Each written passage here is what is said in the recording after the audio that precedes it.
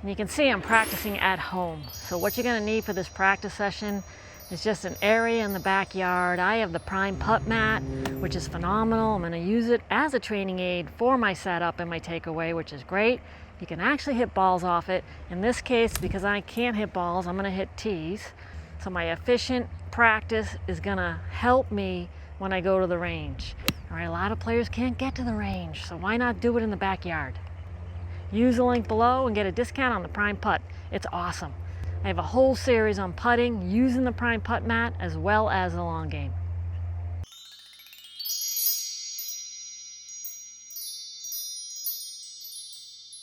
All right, so I'm going to show you a nice clean setup. I'm going to show you the good way, what the pros do really well that you can emulate, and then later on I'll show you where players go off. All right, so with your setup, you want slightly wider than hip width. All right, you're going to hip hinge. You're going to make sure that your eye line is behind the club head.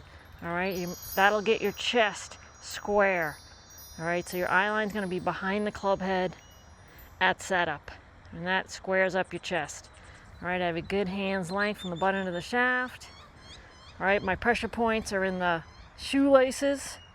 All right, so I'm loading up the quads, and my glutes are loaded up as well, so my entire leg structure is loaded up because my pressure points are over the top of my shoelaces. My eye line's behind the club head. My arms are on top of the chest. All right, so this is just a great way to do it if you're a gal that's well endowed or a guy that has a big chest. Drop your arms on top of your chest. On top, and then add your hip hinge. All right, so from the face-on view, all right, you want your arms pinched together as one. If you watch the best players in the world, you're not going to see any pro like this with their arms around the girls, all right, for the gals, around the pecs. You're going to see them on top and together. My feet are ever so slightly flared open, more on the square side. If you have tight hips, go ahead and flare your feet open just a little bit. All right, and that would be a great setup right there. From down the line view, all right, always have a ball or a tee for reference. I'm actually using the Prime putt markers and the mat itself for my heel line. All right, so this is just a great way to train. All right, the markers here, this is the 6-foot marker on the Prime putt mat, has 9, 6, and 3. I'm using it for my center point to make sure the ball's in the center. So from pitching wedge to 7-iron or 7 hybrid, the ball's in the center of your stance. Make sure you tuck your tailbone so your spine's in neutral. All right, so you're almost going to feel like you're tucking your tailbone a little bit to engage that your core, and make sure you don't have an excessive arch. All right, I am in my forward bend. My armpit is in line on the top of my feet. All right, so I have just the right amount of forward bend. I have a good hand's length from the butt end of the shaft to my belt line. So I have space here, which is absolutely key. My eye line is behind the club head. This trail arm from down the line view is lower than my lead arm. That tells me my chest is square. All right, so this will be a good setup from down the line.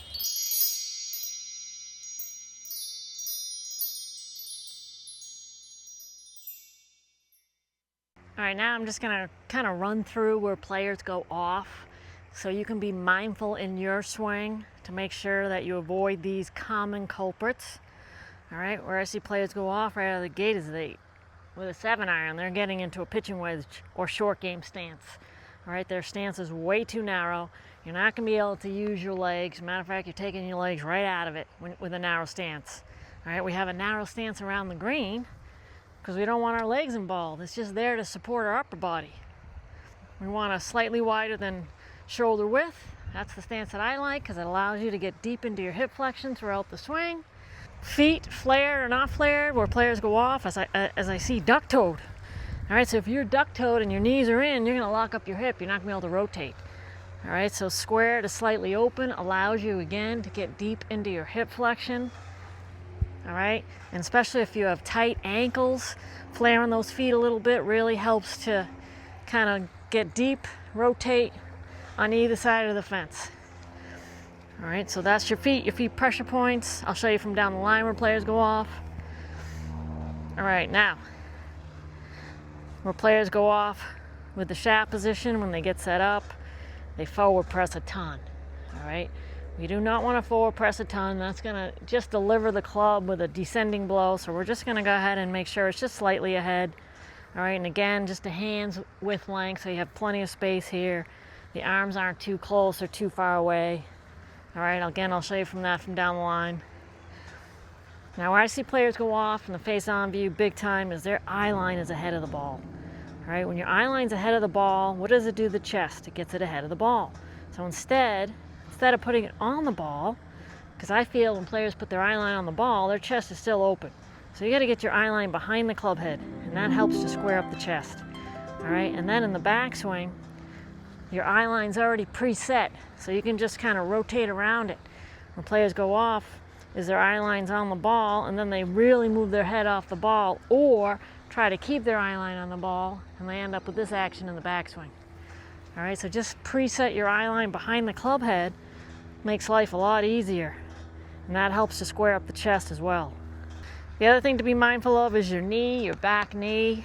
I was taught to press it in to stabilize, and that really locks up the rotation of your hip. So I still struggle with this. I don't have a lot of hip rotation because I keep pressing that knee in. I was taught that. It's kind of ingrained. So I got to really focus on rolling that knee out so it's right neutral over the toe line. So then I can actually rotate the hip line. All right, if I don't, and I press it in, I don't have any hip rotation. All right, so then that limits the torso rotation. It creates a domino effect.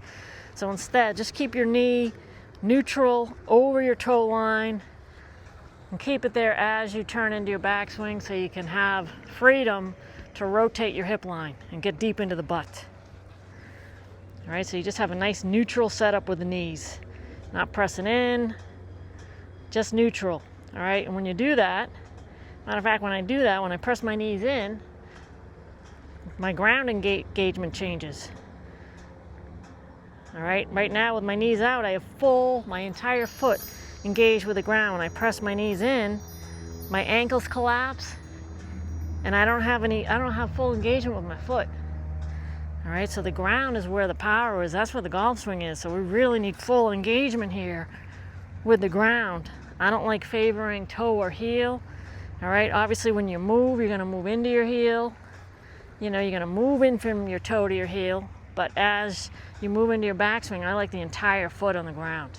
Entire foot, full pressure. All right, yes, it's favoring the heel, but I don't like it rolling out. I don't like it rolling in. All right, this is a really important topic here with the feet. All right, when I get into my hip width stance, all right, players that press their knee in are gonna lock up their hip. Their ankle bone is gonna roll in, and that's gonna change the pressure point in your feet. All right, I like the entire foot on the ground, entire foot, and then keeping the knee neutral over the toe line and feeling like it even rolls out allows me to create a deeper pressure with the ground with my foot. So my entire foot is on the ground. Yes, it's moving into the heel, all right, but I still feel my entire foot on the ground. It's not rolling out, and it's definitely not rolling in, all right, because now I can't even, this locks up my hip. I can't even rotate the hip. Now I can rotate the hip, all right, but I can still keep the entire foot on the ground. That's really important, all right. We don't want to favor too in or too out, too heel, or definitely too toe. I like the entire foot so you can leverage the power of the ground. Now on the downswing, yes, the foot's going to roll out. I like to get the pressure points on the outside of my lead heel, so way out here. All right, but I don't like that for the backswing. All right, and I still feel my entire foot on the ground. Yes, it's favoring the outside of my lead heel. When players go off as they get deep into the toe box, and then they fall off balance. All right, so if you're off balance on your finish, you're probably finishing in your toes. So I tell players, definitely get the weight into the outside of their lead heel, and the foot's most likely going to roll. All right, from down the line where players go off, is they'll get really close to the ball. Really close where there's no space here, or really far away. All right, so good rule of thumb is a good hand's length once you're in your hip hinge. Good hand's length from the butt end of the shaft to your belt line. All right, that's a good distance from the ball. You got plenty of space here. All right, where players go off with their arm structure is the trail arm gets higher than the front arm. So that opens your chest, so my eye line is ahead of the ball.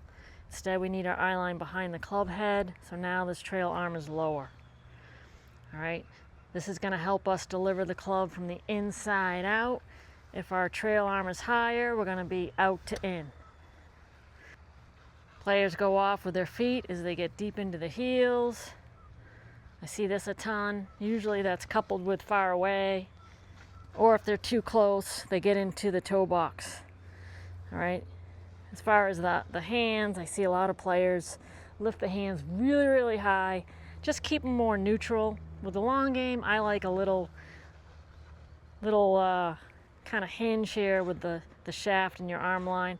Some players like to have it more in line, which is fine. Just don't overcook it. Avoid the extremes. So too high or too low. All right, usually if it's too low, I've got too much forward bend as well. All right, so we want to avoid the extremes here. Good hip hinge.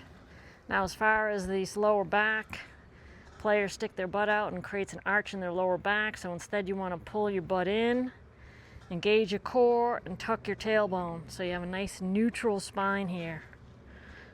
All right, the pressure is in the top of my foot here. My entire foot is on the ground though, but I'm not favoring the heel line or the toe. All right, so make sure you engage that core. Eye line is behind the club head. Trail arm is lower. All right, another biggie where players go off from the face-on view.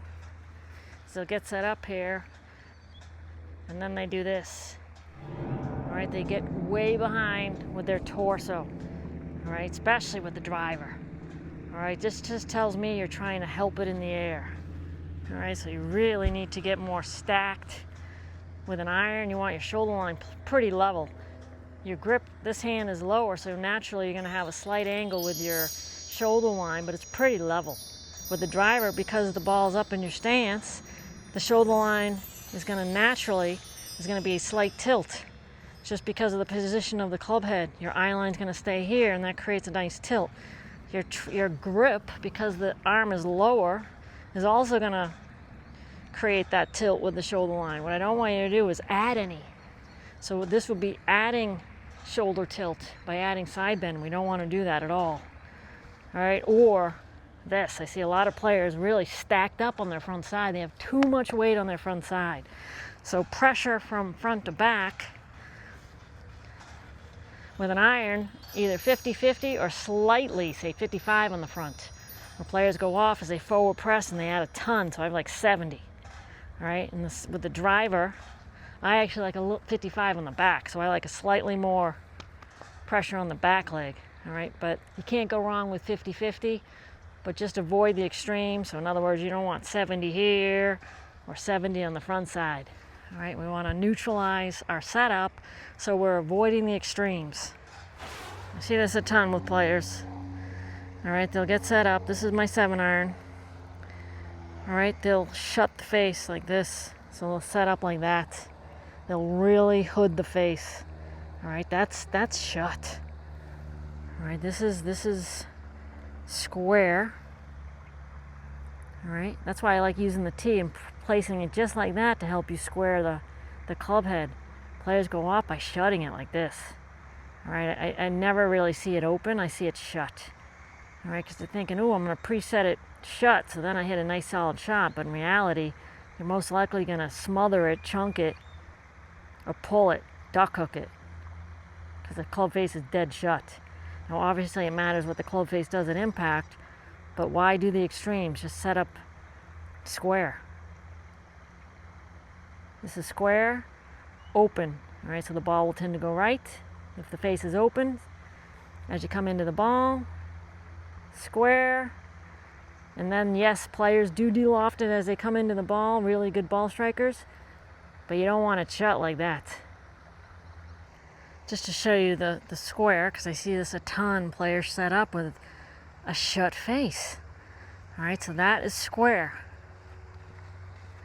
That is square right there. This would be open, or points to the right for a right-handed player, and then this is shut. All right, I see this a ton with players, and then they kind of forward press too and shut it. All right, so that's the last thing you want to do with the driver. You want to just keep it nice and neutral there.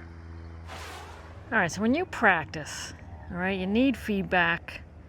All right, when you're practicing setup and kind of position, especially setup and takeaway, I like practicing takeaway because it sets the stage for the entire swing. So I'm using the prime putt mat for my long game, and I'm using the markers. They have it at 9, 6, and 3. I'm using the 9 and the 6 for my long game, and then I'm adding a shaft there for the target line. All right, and from down the line, I'm going to show you the takeaway, and you're going to use this as a training aid, all right, to help you with your club face position as you take the club back. All right, so if you're going to practice, all right, make sure you have a camera so then you can look at it to make sure you're doing what you think you're doing. All right, with the shaft on the ground, it's going to really guide you, so it's kind of a no-brainer even if you didn't use a camera. All right, so you're going to put the shaft on the balls of your feet.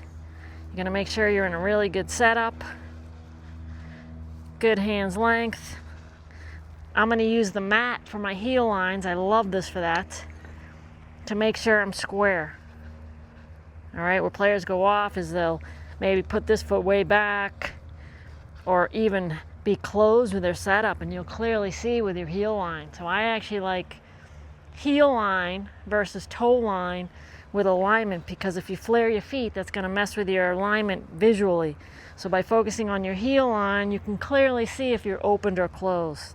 So at the range, you can just lay a shaft on your heel line. All right, but here I'm using the mat, which is great.